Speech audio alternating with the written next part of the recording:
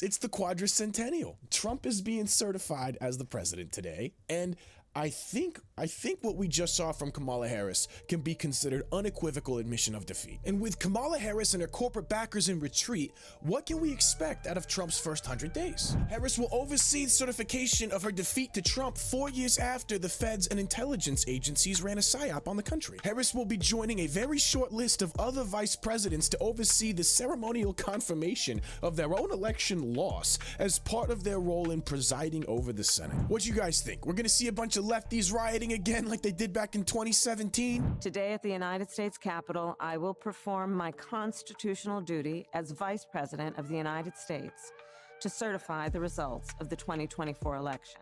This duty is a sacred obligation, one I will uphold, guided by love of country, loyalty to our Constitution, and my unwavering faith in the American people. She will be joining Richard Nixon, who did it after losing to John F. Kennedy in 1960, and Al Gore, who lost his bid in 2000. Hey guys, let me know if you're out in DC enjoying the catharsis. Throughout her brief presidential campaign, Kamala Harris echoed messages that a Trump presidency would be a strong threat to democracy, calling him a petty tyrant and a wannabe dictator. White House officials shared this past October that President Joe Biden believed Trump was a fascist.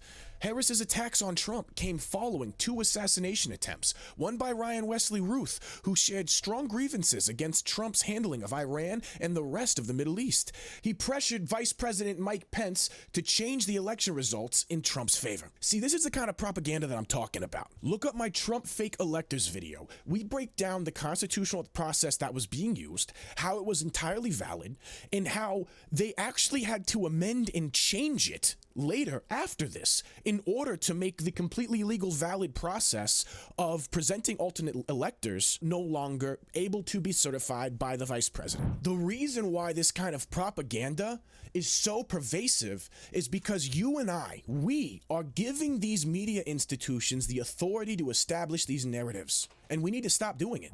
Now, Capitol Police say the process is expected to be peaceful. We got to get back to establishing basic democratic norms.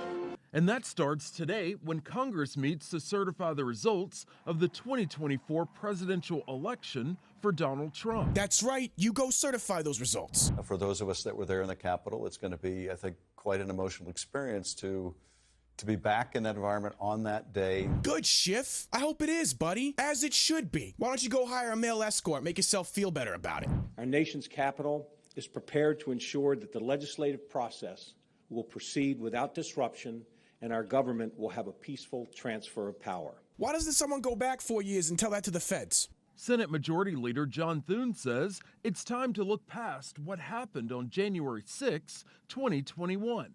That's 4 years ago. I think the American people are living in the present. You know, I think he's got a good point. What exactly is the new administration's plan for their first 100 days? Look, day one is going to be action-packed. What you will see is the president work quickly and aggressively to implement the policy that he campaigned on, especially those that can be done through executive action. So these are things like securing the border, unleashing American energy, getting wokeness out of the military and restoring it to being the world's most lethal and well-trained fighting force, getting men out of women's sports. Those are the types of things that you will see President Trump focus on in the earliest days of his administration. GOP policymakers are looking to fund a major new border security initiative that would include completion of Trump's signature border wall and possibly defunding parts of the government that Trump allies argue have become weaponized under the Biden administration. But the top priority of Republican leaders in both chambers will be to extend the 2017 Tax Cuts and Jobs Act, Trump's signature legislative achievement, before it expires at the end of 2025. The transition team is more prepared. They are better staffed than in 2016, and they are laser focused on getting out of the gates quickly. So apparently Johnson wants to pass as ambitious of a package as possible during Trump's first year in office, trying to encompass as many of Trump's goals as possible. So I can see why Trump was pushing for him as speaker, even though he's not really popular right now. Controversial legislation usually requires 60 votes to advance through the upper chamber, but Republicans could employ special budgetary rules to fast-track legislation if they control the White House and both chambers of Congress. Dealing with the problem at the border is something the president said will be one of his primary priorities and objectives if he's elected. It would be a mistake to come in and do a reconciliation bill that is just an extension of the Tax Cuts and Jobs Act and not to deal with these major issues, which are what President Trump has been talking about in his bid for election. The main things we're talking about is getting the economy back on track and securing the border. Of course, those are the top issues right now. How are you going to navigate such a fractious House Republican conference? This is the first time a Republican has won the popular vote in 20 years, and the first time a non-incumbent Republican has won the popular vote since 1988. He won by millions of votes. And what the president wants to see is people to unify around the agenda that they clearly voted for, and that is his agenda. Ultimately, we're confident that both chambers will come together and pass legislation that the American people want to see, which is the Trump agenda.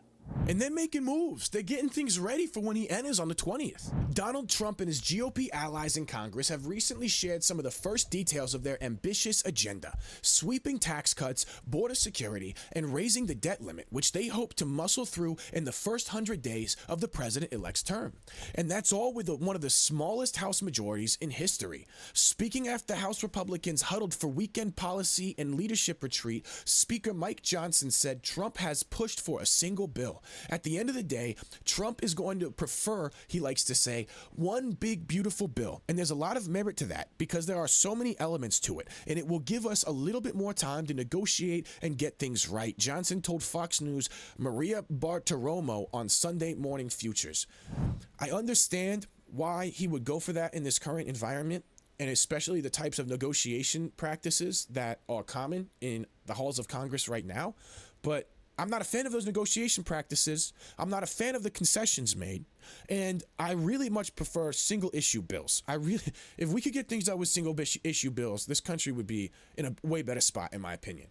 It will be a huge undertaking, especially with the slim GOP margin and the ambitious timeline of having the bill on Trump's desk by the end of April. Republicans are looking to pass the bill using the budget process known as Capitol Hill reconciliation, which allows bills to be approved by a simple majority, 51 votes in the Senate. But approving each reconciliation bill requires 2 steps and a marathon series of votes, and the legislation must pass muster with strict budget rules in the House and Senate. I'm sorry, just the Senate. Strict budget rules in the Senate.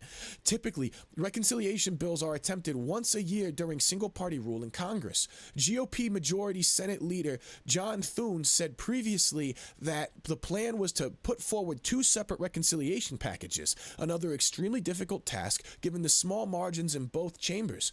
Our early priority, and another reason why the schedule will be particularly aggressive in the first 100 days, is passing a reconciliation package with a once-in-a-generation investment in border security and immigration enforcement, Thune said in a December floor speech in which he laid out the legislative priorities for 2025. And of course, continuing to work on our reconciliation package to expand the tax relief Republicans delivered for Americans during the first Trump administration, he added. If the single combined bill does pass the House and make it to the Senate, Thune said he would have to enact much of Trump's agenda under reconciliation. But he believes measures such as border security could be passed under regular order with much support from Democrats. It would be ideal if we could figure out a way to do things at the 60-vote threshold. And there are a number of things we will. I think that a generational investment in the border is necessary, given where we are after the last 4 years of what I think is a very failed Biden-Harris border policy, he said in an interview that aired Sunday on CBS Face the Nation. It looks like we got a motivated GOP ready to get behind Trump's agenda and get some things done. They don't necessarily agree on what would actually succeed in getting that done, which is very healthy and a good conversation to have, as long as everyone is motivated in getting stuff done. Apparently, they're worried that the Speaker Johnson vote didn't go as smoothly as they were hoping, especially on the GOP side, and they're worried that that signals some fragmentation moving forward. I'm not out here to offend anyone, but if you believe that that day was some sort of violent insurrection, you've been lied to by the media. Please check out my playlist, Debunking the J6 Narrative. And quite honestly, I find it offensive when people buy into mainstream news and believe official official sources. In order to best protect our civil liberties in this country, whenever the government or any institution, major institution, comes out with a narrative, our first and immediate response should be, what are you lying about? Why are you lying? No, we don't trust you. Even if we do believe they're being honest, we have to treat them like they're not. We can never give them an inch. We can never give them room to breathe. That is our job as active citizens, because that puts them on the back foot and takes away any sort of cultural influence or soft power they might be seeking. Hey, maybe I'm wrong. Maybe official sources are the only ones to trust. Let me know, guys. Did you guys hear? Elon Musk has chosen to end free speech on X because some people disagree with him, and he can't handle that. Also, Thomas Massey called out the FBI for all the sketchy stuff they've been hiding from J6. There's a lot of interesting stuff about the dude that packed those boomsticks. You guys are awesome. Thank you so much for being here.